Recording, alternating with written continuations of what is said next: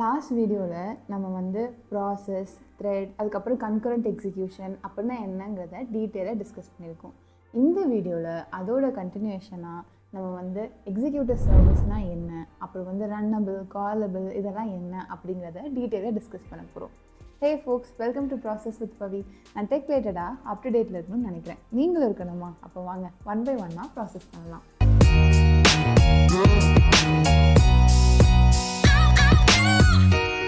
ஒரு ஃபேமஸான social media அப்ளிகேஷனை வந்து நீங்கள் நினச்சிக்கோங்க.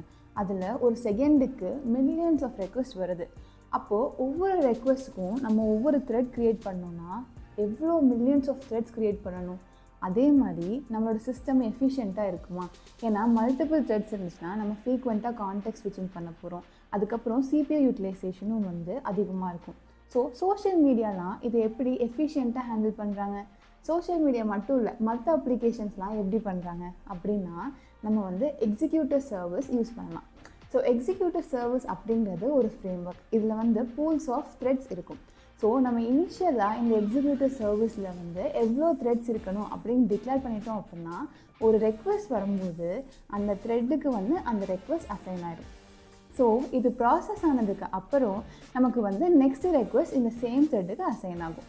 ஸோ நம்ம எக்ஸிஸ்டிங்காக க்ரியேட் பண்ண நம்பர் ஆஃப் த்ரெட்ஸுக்கு நமக்கு வர ரெக்வெஸ்ட் எல்லாமே அசைன் ஆகி இந்த த்ரெட்ஸையே நம்ம வந்து ரீயூஸ் பண்ணிக்க போகிறோம். ஸோ எக்ஸிக்யூட்டர் சர்வீஸ் யூஸ் பண்ணுறதுனால நம்ம த்ரெட்ஸை ரீயூஸ் பண்ணுறோம். ஸோ அதனால் நம்ம CPU யூட்டிலைசேஷனும் பெட்டராக இருக்குது. ஸோ இதில் டெவலப்பரோட ஒர்க் என்ன?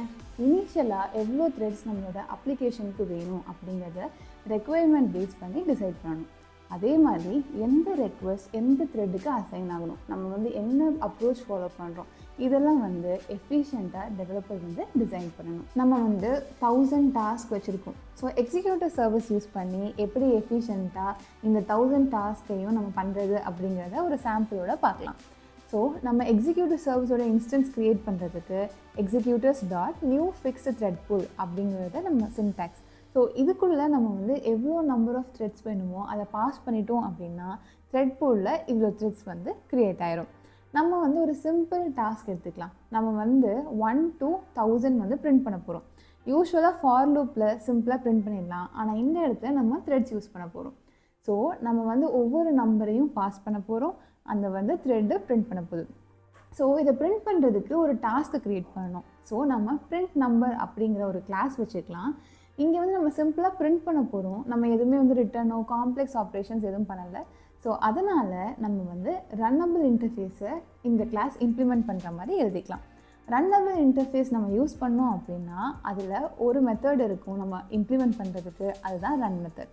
ஸோ இந்த ரன் மெத்தடுக்கு ரிட்டன் டைப் வந்து எப்போவுமே வாய்ட். ஸோ ஏதாவது ப்ராசஸ் பண்ணணும் அப்படின்னா அந்த ரன் மெத்தட்குள்ளேயே முடிச்சிடணும். ஸோ இங்கே வந்து நம்ம பிரிண்ட் பண்ணுறதுனால ரன் மெத்தட்குள்ளே system.out.printஐ வந்து நம்ம எழுதிக்கலாம். ஸோ எக்ஸிக்யூட்டர் சர்வீஸில் வந்து ஆப்ஜெக்ட் க்ரியேட் பண்ணியாச்சு. அந்த ஆப்ஜெக்டில் டாட் சப்மிட் கொடுத்துட்டு இந்த டாஸ்க்கை நம்ம பாஸ் பண்ண போகிறோம். ஸோ எக்ஸிக்யூட்டர் சர்வீஸே இந்த டாஸ்க்கை ரன் பண்ணி அதோட ப்ராசஸ் எல்லாமே பார்த்துக்கும். ஸோ இப்போ நம்ம வந்து என்ன பண்ண போகிறோம், 1 to 1000 பிரிண்ட் பண்ண போகிறோம். ஸோ 1 to 1000 இதே ஆர்டரில் பிரிண்ட் ஆகுமான்னு கேட்டிங்கன்னா கிடையாது.